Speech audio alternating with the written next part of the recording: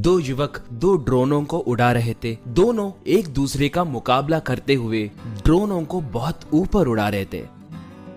और अमित तब देखा शुभम, मेरा ड्रोन तुम्हारे ड्रोन से भी बहुत ऊंचाई पर उड़ रहा है, मैं ही जीत गया, यूं कहने लगा था।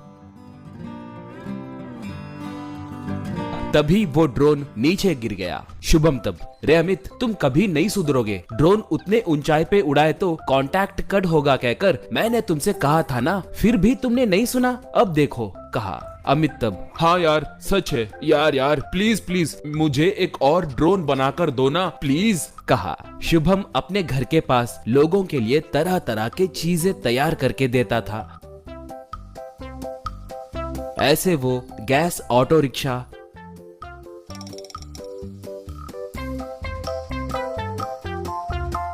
स्कूटर से चलने वाला वाटर पंप, बैटरी से चलने वाली बाइक, ऐसे कई तरह के वस्तुएं बनाकर उनके दिए पैसे लेता था।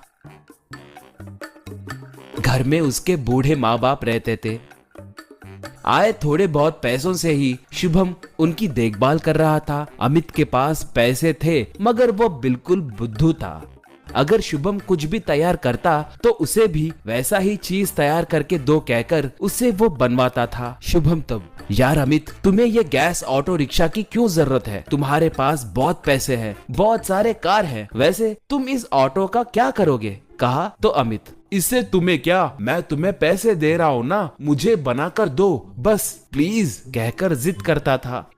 एक बार माता पिता घर में तीर्थ यात्रा के बारे में बात करने लगे तो शुभम को उनकी बातें सुनाई दिए। वो तब, मेरे बेचारे माता पिता बहुत दिनों से देश में के प्रमुख तीर्थ स्थलों को देखना चाह रहे हैं। बस और ट्रेन में यात्रा करने की उनकी उम्र नहीं है। कार में ले जाने की सोचे तो कार का भाड़ा और डीजल के लिए बहुत पैसे खर्च होंगे। कुछ न कुछ करके इनके ख्वाहिश को पूरा करना ही होगा। एक बेटा होने के नाते ये मेरा कर्तव्य है, सोचा। एक बार उसे एक बच्चा दिखा। वो एक आस्ती शीशा पकड़कर उसमें से आने वाले सूरज के किरणों को एक कागज पे फोकस कर रहा था। थोड़ी देर के बाद उन गर्म किरणों की वजह से वो कागज जल गया। उसे देखकर शुभम को एक उपाय सूझा। वैसे पेट्रोल और डीजल का इस्तेमाल करे बिना सूरज के किरणों से चलने वाले एक कार को तैयार किए तो कैसा रहेगा? अगर सोलर पैनल से कार तैयार किए तो उस ऊर्जा से कार को चला सकते हैं ना। जितना भी दूर हो, 1 रुपया भी खर्च करे बिना जा सकते हैं। मेरे माता पिता को आराम से तीर्थ स्थलों को ले जा सकता हूँ, यूं सोचा। ऐसे वो सोलर पैनल्स की मदद से एक कार को तैयार किया।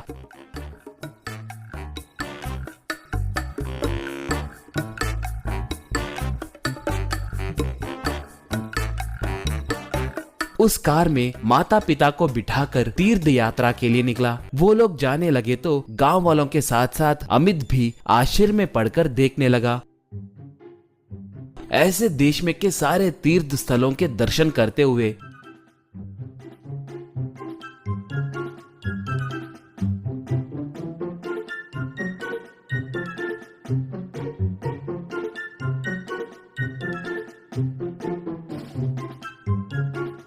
बीच बीच में होटल में खाए बिना रोड के बगल में ही टेंट डालकर वहीं पकाकर खाते हुए आराम करते हुए यात्रा करने लगे।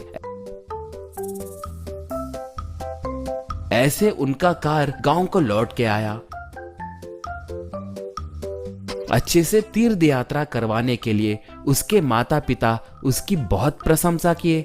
अगले दिन अमित शुभम के घर को आया और शुभम उस कार के जैसे ही एक कार मेरे लिए बनाकर दो ना प्लीज प्लीज, जितना चाहे उतने पैसे दूंगा यार, कहा। शुभम तब, तुम्हारे पास उतने सारे कार है ना, इस कार से तुम क्या करोगे? मेरी बात सुनो, बेकार में पैसे बर्बाद मत करो, कहा। अमित तब, वाह, तुझ में यही बात मुझे पसंद नहीं आती। पैसे दिए तो कार बनाने में तुम्हारा क्या जाता है, प्लीज यार बना कर दो ना, कहा। शुभम तब, तो ठीक है, एक काम करो, अब मुझे इस कार से कोई काम नहीं है। एक और कार क्यों तैयार करना, तुम इसे ही ले लो। इसे बनाने में जितने पैसे खर्च हुए हैं सिर्फ उतने पैसे दे दो। मुझे मुनाफा नहीं चाहिए, मगर इस कार को चलाने से पहले मुझे तुम्हें थोड़े बातें समझाने होंगे, नहीं तो तुम मुश्किलों में पड़ोगे, कहा। अमित पैसे देकर कार में बैठकर तुम्हारी बातें सुनने के लिए मेरे पास टाइम नहीं है। मुझे भी हमारे माता पिता को तीर्थ यात्रा को ले जाना है। बाय बाय कहकर शुभम ए कहकर चेतावनी देने देखे तो भी बिना सुने वो चला गया। उसके माता पिता लाख मना करने पर भी वो जबरदस्ती अपने माता पिता को तीर्थ यात्रा को ले गया। उनकी कार स्टार्ट हुई।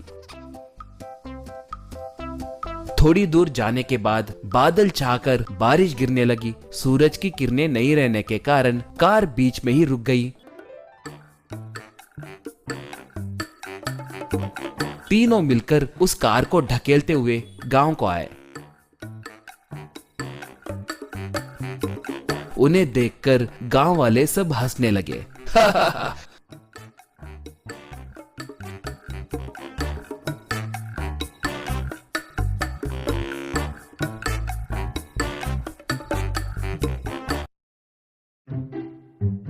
तब वही मौजूद शुभम, अमित ये कार सिर्फ धूप में ही काम करेगी, इसलिए मैं गर्मी का मौसम देखकर जाकर आया हूँ, मगर अब बारिश का मौसम है ना, ये बात तुमसे कहने देखे तो तुमने नहीं सुना। अब देखो बेचारे तुम्हारे माता पिता को कितना कष्ट पहुँचाए, देखो कहा।